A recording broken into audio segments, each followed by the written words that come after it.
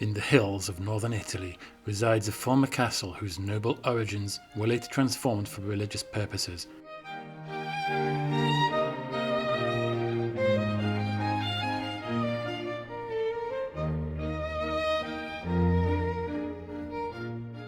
A modest colonnade entrance greets visitors that upon entering find themselves in front of a split staircase that is characterized by a long oval window, mosaic floors and an eclectically decorated walls and ceilings.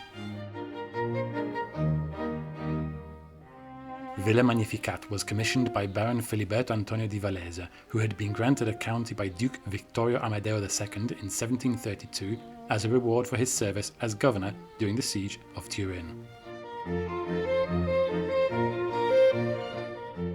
The building was initially a modest residential castle with a small garden that Count Alessandro Vallese, Major General of the Royal Armies of the Minister of State, with the help of the architect Talucchi, transformed into a spacious and magnificent palace in 1818.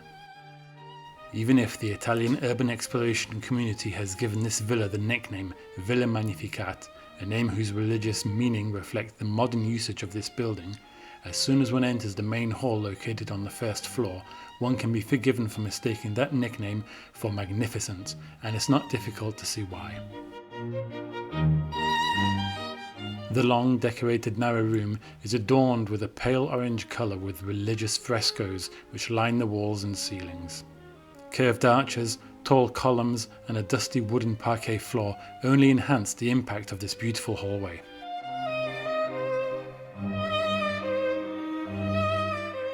Can you imagine sitting here and taking in the beauty? Although unexplored during this visit, historical documents state that Count Vallese extended the villa's garden, designed by the Scotsman Wallace, to cover the entire hill behind the building, incorporating many exotic plants. However, all that remains of its former splendour today is the centuries-old Atlas cedar in the northern part of the garden, visible from the paved road leading to the castle. The villa is large and comprised of 3 floors and a loft which are connected via diverse winding staircases. In stark contrast with many of the other rooms present in this building, an elegant wooden hallway and toilet can be found at the base of the stairs.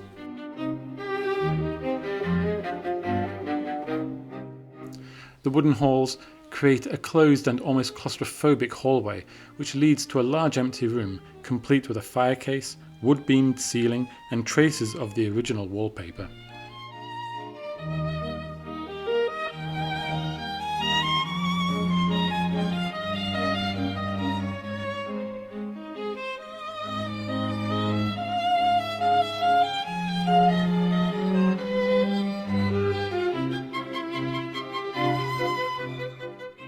Upon Count Alessandro's death in 1823, the property passed to his daughter, Countess Rosalia Ruera di Guarene, and then to his son, Count Alessandro.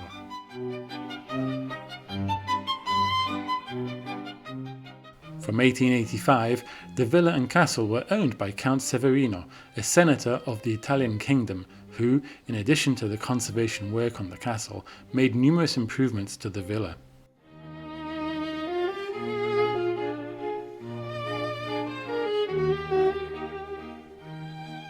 In 1890, the architect D'Andrade, who also renovated Pavone Castle, carried out further renovations and embellishments to the building.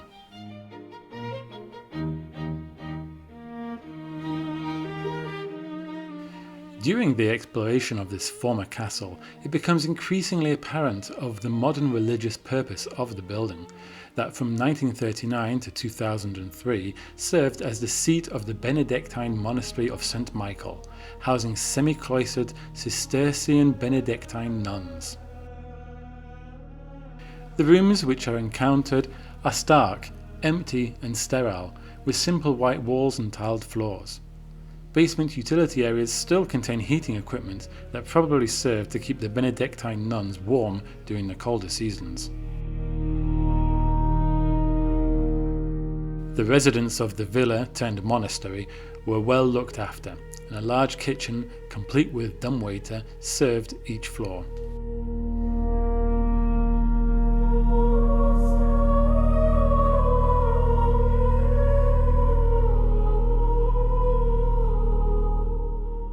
Incredibly, beyond the kitchen there is a service area, probably used for receiving fresh ingredients from the local town.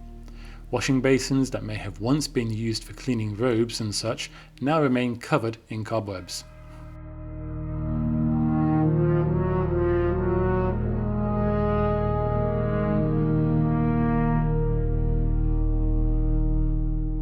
After the split staircase and frescoed hall, the next most notable part of this villa are the cellars. Long, deep and cool, these cellars were used to store food and keep fresh ingredients conserved for as much time as possible. Before the invention of fridges, this was one of the most effective ways of conserving food.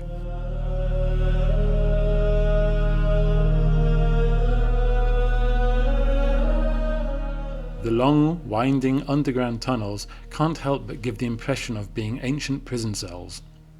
The construction here is old and probably belongs to the original castle's structure from the 1800s.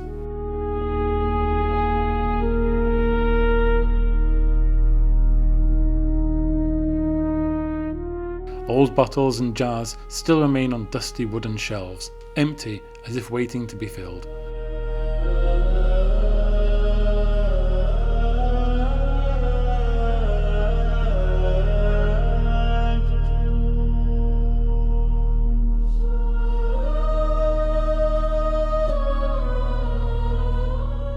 Turning a corner in the vast underground tunnels, one is greeted by a large room, empty except for an ominous hole in the wall. What could this space have been used for?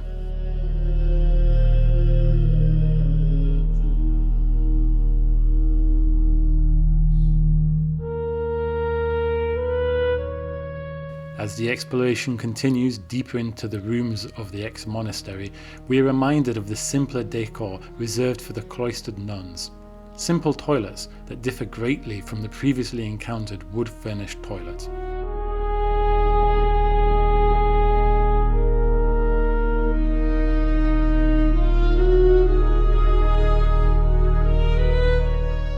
Dark rooms littered with furniture and wooden doors become commonplace in the last explored areas of this ex-castle. Why was so much of this building left behind? What was the reason for its abandonment in 2003?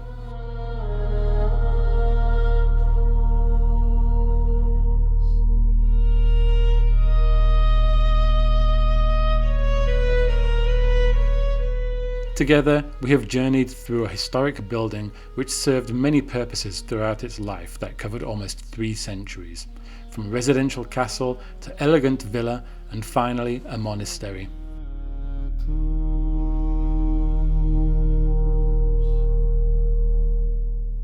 Whilst leaving this building, which gave a sense of peace during its visit, one can't help but wonder what its future will hold, or whether it will just remain another part of Italy's history, left to decay.